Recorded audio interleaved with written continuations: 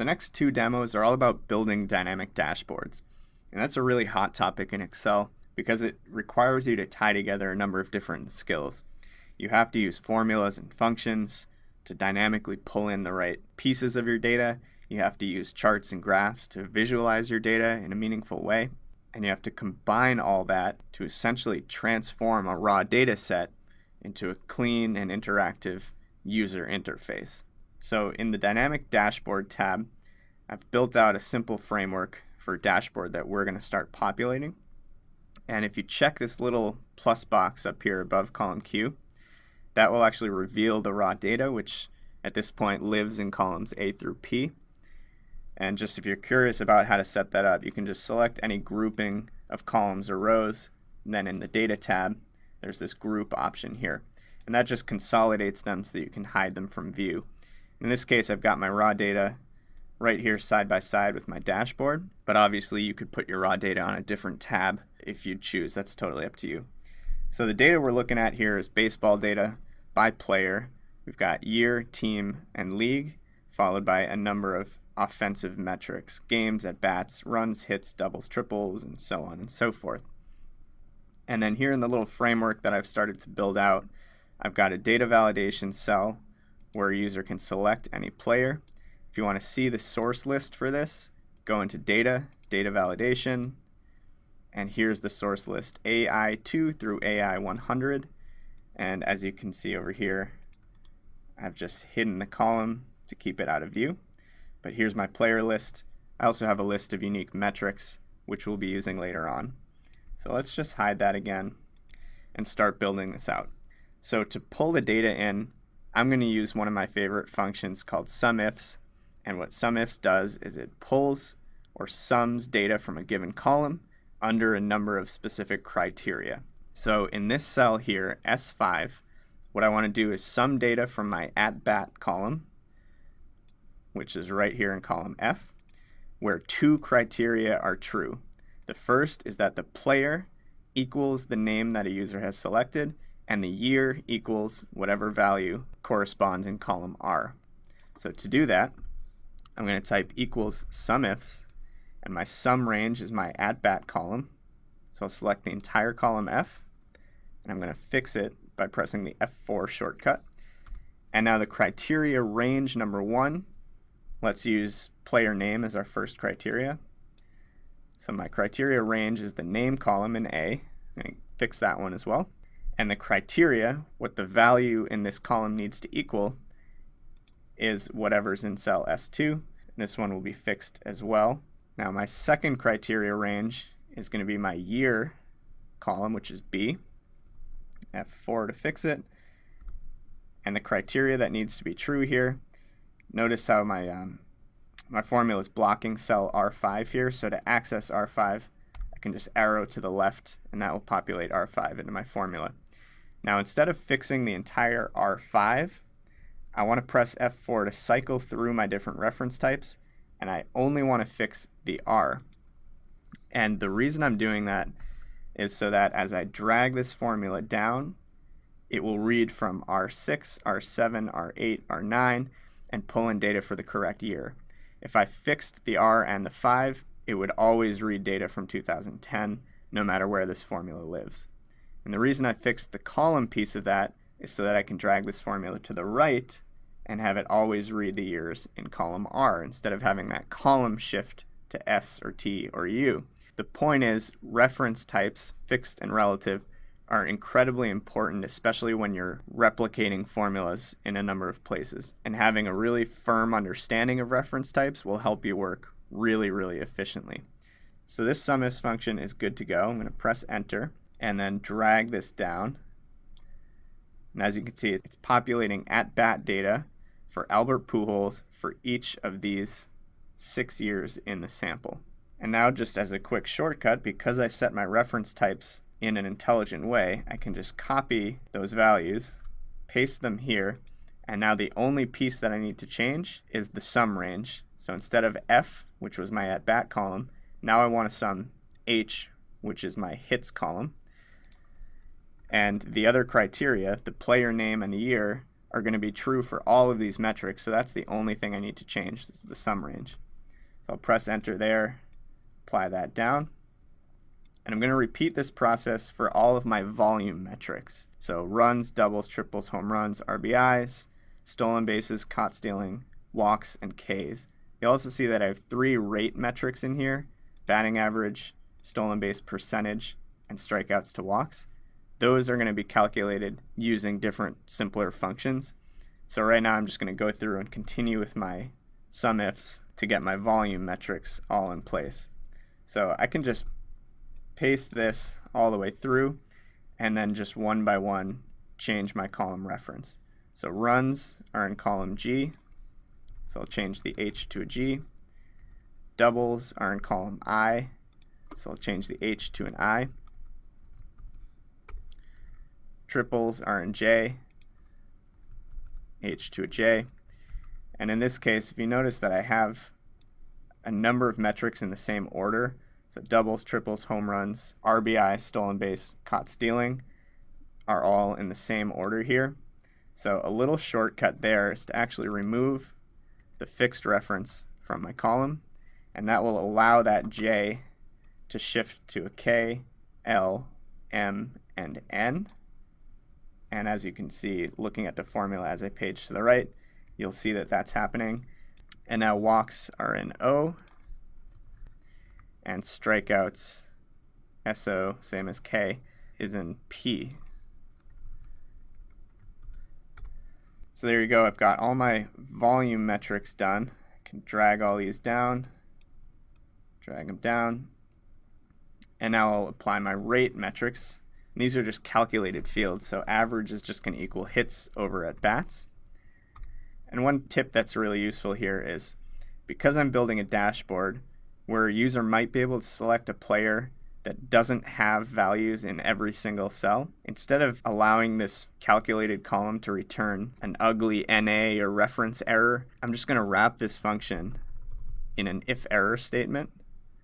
So if error, open parentheses, T5 divided by S5, and then comma gets you to this value if error piece, and I just want to return a little dash surrounded by quotes. So now if I get to a player who doesn't have values for a given year, this will just show a little dash, which is a lot more polished than the traditional error function. So same thing with stolen base rate. It's going to equal stolen bases divided by open parenthesis stolen bases plus caught stealing, which is total attempts. And I could keep it just like that, or same case, I can wrap it right after the equal sign with an if error, open parenthesis, comma, dash in quotes. And there you have it. And same exact deal with strikeout to walk ratio. It's going to be AE divided by AD. And I'll use the if error there as well. So there you go. Now for my totals, I can just use sum functions for all of my volumes. And I can just paste these down, and it will bring in my sums. And then little tip here, note how the font size is bigger and bold in this row.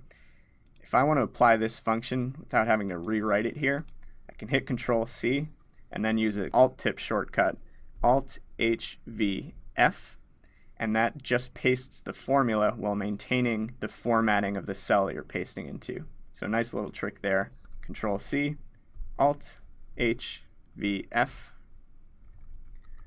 and last but not least, Alt HVF.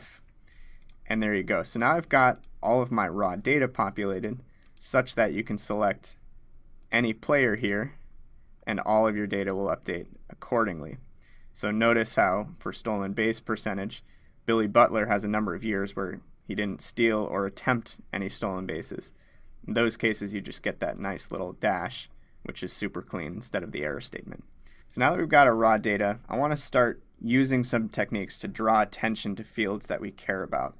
So let's say average, RBIs, and strikeout to walk ratio are kind of our key metrics here. An easy thing to do would just be to make those bold to kind of draw more attention to those fields. Another thing that we can do is add some conditional formatting with a nice color scale here to draw attention to years where this player performed particularly well or poorly. And so what you can do is something like this with a green to white. What's nice is I can manage that rule, select the rule I just created, and edit it so that instead of going from green to white, I'll go from green to this light blue, which matches the cells around it. And that makes it just blend in nicely here. I can just select that array, and in the Home tab I can click the Format Painter button and just click Z5, and that will apply the same formatting. Note that it changed the number as well. So I'll just format the cells and change the number back to 0 decimal points. And there you go. Now for strikeout to walk ratio, I want to do something very similar, but in this case a higher number is worse because it means you're striking out more often than you're walking. So I want the same conditional formatting, just reversed so that the green numbers are the lower numbers. So I can go back into my color scales and I'll just do a white to green, which is the opposite of green to white. And then same deal, manage that, edit the rule, and we'll change the maximum to this light blue so that it blends in really nicely. So let's insert some combo charts. I'm going to build them from scratch, starting with a column. Let's resize it down here. And we'll select the data where my first series is going to be hits. My series values will be cells T5 through T10. And my X values will be my years 2010 through 2015. Let's add a second series for batting average. My values will be U5 through U10. My x-axis will be the same, 6 years in the sample. Press OK. Go into Chart Tools, change the chart type to a combo. And here I want my average to be a line on the secondary axis. So I can press OK there. And now it just comes down to formatting. So let's add some elements. I'm going to add primary vertical axis title, which is hits. And I'm going to add a secondary vertical axis title for average. I'm going to shrink down the size of my axis labels a bit. I'll make my years bold and shrink those down. And now let's do some data series formatting. Shrink the gap a little bit. Let's fill these with a light blue. And let's format our line to be smoothed, dark blue, 2-point width. And then on the last point in the line, let's add a data label, and we can format that label so that it's above the data point, that it has a background fill of dark blue, and that the text is white and bold. And then last piece on this, we can just add a marker here, which you can access right here in marker options. Let's make it built in, the diamond, size 7, white fill, and a solid dark blue line. That's 1.5 points wide. And last but not least, I'm just going to format the chart area and get rid of the border. And there you have it. So a nice little clean visual representation of hits and average plotted over time. And now, because my data is dynamic, that means my chart is dynamic as well. Now all I need to do is copy, paste that, and select different data series. So in this case, I want to show at-bats and RBI. Drag hits to at-bats. I'll drag my line from average to RBI. Now all we need to do is make a few tweaks to the formatting. So hits becomes at-bats, average becomes RBI, and let's tweak the formatting just a bit. We'll do a light green here with a dark green line. And we need to edit the marker line as well. So marker options border will be a dark green. And then same with the label. The fill behind the label will be a dark green. So now we've built a second chart that again changes to show 2 new metrics at bats and RBI. And let's just repeat that process one more time to show stolen bases here in column AA and stolen base rate. Good use of the combo chart because we have 2 metrics that are on completely different scales. And then you know the drill. Let's change the AB to an SB and RBI to SB%. We'll change the color to, in this case, a light orange, and the line to a dark orange. And we need to change our marker and our label. So the background of our marker will be a dark orange again. And we'll edit that marker with a dark orange solid line. Now you can play with alignment a little bit here, but that's your basic idea. So we've built a really nice, really clean dashboard that shows all of this different data for any player you choose and does a really good job drawing attention to the key metrics and how they've trended over time. So that's part 1 of building dynamic dashboards in Excel. Okay, so welcome to part 2 of our interactive dashboard demo. The goal of part 2 is to essentially add some more interactivity to the dashboard that we built out in part 1. So looking at our original dashboard, you'll see that we chose to visualize 3 different pairs of metrics. We're showing hits and average, at-bats and RBI, and stolen base rate.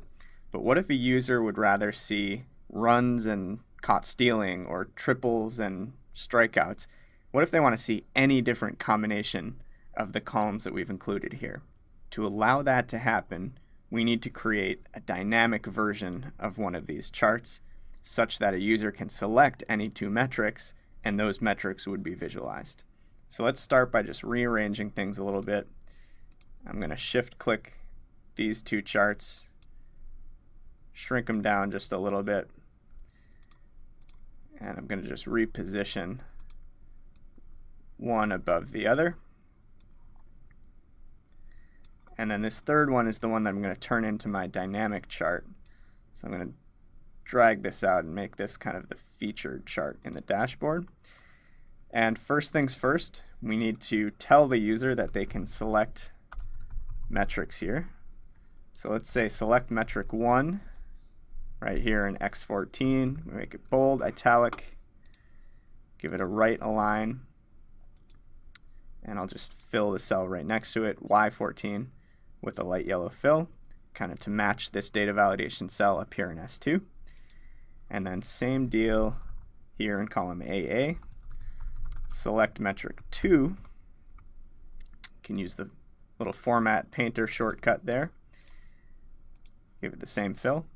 And now let's just turn these into data validation cells with drop-down lists, just like our player name.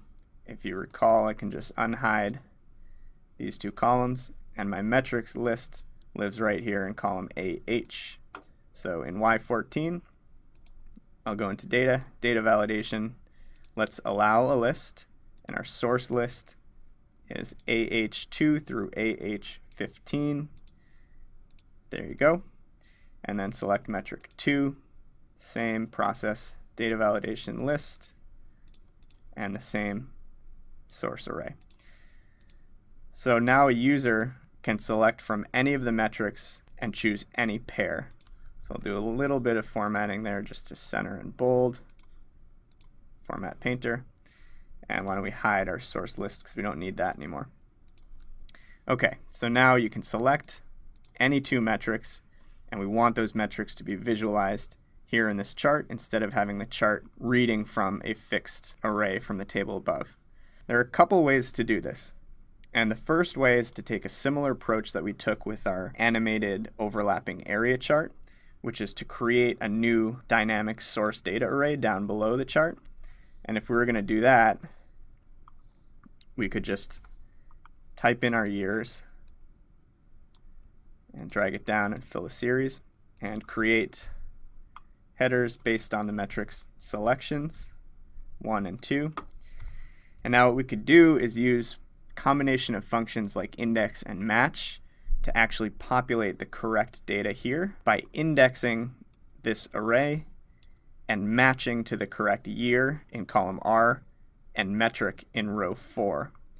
That would look something like this. Equals index. Here's our entire source data array. Fix it with F4. The row number that we want to move down to, we're going to match the year here. Fix the X. We're going to match that within the year source array, which is R5 through R10. F4. 0 just means I want an exact match. And then a comma over to which column I want to pull from my array. That's another match function where I'm going to be matching the metric header. I'm going to fix the row 32 because my headers always live in row 32. I'm going to search for that within the metric header array, which is S4 through AF4, fixed with F4, comma 0 because it's exact match, close two parentheses, hit enter, and then because I've set my reference types well, I can apply it all the way to both metrics. And essentially what that does is it pulls in the data from somewhere up here based on the two metrics selected. So at bats 242 611, that matches, hits 52 185, hits 52 185, and as you can see, change the drop down and the data in the source data changes as well. So that's option 1. I could just basically drag my source reference down to this dynamic array that I've built, and voila, I'd be done. I don't want to take that approach. I want to show you a slightly more elegant way to do this without having to build this random floating source data array below my chart. Not that this is the worst thing in the world. You know, you could just throw a white font on it and no one will know it's there. You know, the danger of doing that is that someone inevitably adds a row or a column or doesn't see it and deletes something, and boom, there goes all your hard work. So that is one option. The option that I prefer, that I'm going to show you right now, is to use the match function, but to use it in the context of an offset function that we're going to build into a named range. And what that will do is allow us to pull in dynamically data from the correct column into our chart without having to build another source data array somewhere. So let's get to it. We'll head up into our formulas tab, define a new name, and we're going to call this metric 1. We'll repeat the process for metric 2 eventually. And instead of a fixed reference here, we're going to start by typing an offset function. And within the offset function, our starting point will be cell S5. And then the number of rows that we want to shift that starting point is 0, because our first data point should always be the 2010 data point, which is right there in row 5. But then if I comma over to the column offset, this is where we need to get creative. Because if you think about it, when a user selects AB in the drop-down in cell Y14, then we don't want to shift our starting point at all because at-bats are in column S. If, however, the user selected H or hits here in Y14, then we do want to shift our starting point one column to the right so that we get to our hits column. So we know this piece of the function needs to be dynamic, and to do that we're going to insert a match function. And all we'll do here is try to match the value that the user entered in Y14 within the array of headers in row 4. And note that you need a one-dimensional array in order for the match function to work. And the last piece of match is the match type, which is 0 for exact match. Close the parenthesis, and we're almost done, except we have to make one final adjustment, which is to subtract 1. And if you think about it, it's because if a user selected AB, the match function says, okay, I'm going to find AB within this array in row 4. There it is in the first cell in that array, so the match function returns the number 1, and the number 1 in the context of an offset function tells Excel, okay, now move our starting point one column to the right, which would get you to the hits column where we really wanted the values in at bats. So the -1 just corrects for that. Comma to the second to last component of the offset function, which is the height of our resulting array. In this case, we want 6 data points, one for each year. So the height will always be 6, and the width will always be just one column wide. Close the parenthesis, Press OK, and we've got metric 1 defined. Let's do the same thing, define a name for metric 2, and you should be a pro at this by now. We're going to use the offset function again, and really the only thing that's going to change is which metric we're matching. In this case, it's going to be AB14 instead of Y14. So our starting point's there. We don't want to shift any rows. Column shift is a function of matching the value in AB14 within our header row. Exact match. Close one parenthesis. -1. Height is 6. Width is 1. Close it. OK. Now that brings us to our last step, which is just editing the series within this chart to read from our new named ranges instead of these fixed ranges here. So let's right click, select the data, and here where it says stolen bases, I'm going to edit this, and for values, everything after the exclamation point, I'm going to replace with metric 1, which is the name of our first named array. And for our second one, delete everything after the exclamation point, call it metric 2, press OK. In both cases, my x-axis will remain fixed as just these 6 years. That's OK. And I can press OK. Now, one thing you might have noticed is that the names of the series didn't change. So they're still called stolen bases and stolen base percentage, but in this case, I'm actually visualizing at bats and runs. So Excel won't be able to dynamically change your axis labels in the traditional way. So we're going to do a little workaround and delete the labels here and just clear a little bit of room for ourselves. And I'm going to get a little bit fancy here and insert a text box. And I can set this text box to just equal the value in some cell. So I'm going to set this text box to equal whatever's in Y14, and I'll center it. There we go. I'm going to rotate that 90 degrees, do a little formatting to get rid of the fill and the border, and I'm going to drag that here like a makeshift axis title, and then copy and paste it again, drag it over here, flip it, and set this one equal to AB14, which is the second metric that the user has selected. So I've created kind of my own hacked versions of axis labels, but what that will do is allow those to change as the user changes the dropdown. So as you can see here, I'm looking at bats and RBIs just to mirror this lower chart, and it looks like it matches nicely. Let's try doing the same thing with the top chart. Hits and average. There you go, 271, all matches up. And there you go. So we've just added a cool new layer of interactivity to make a truly dynamic user-facing dashboard in Excel.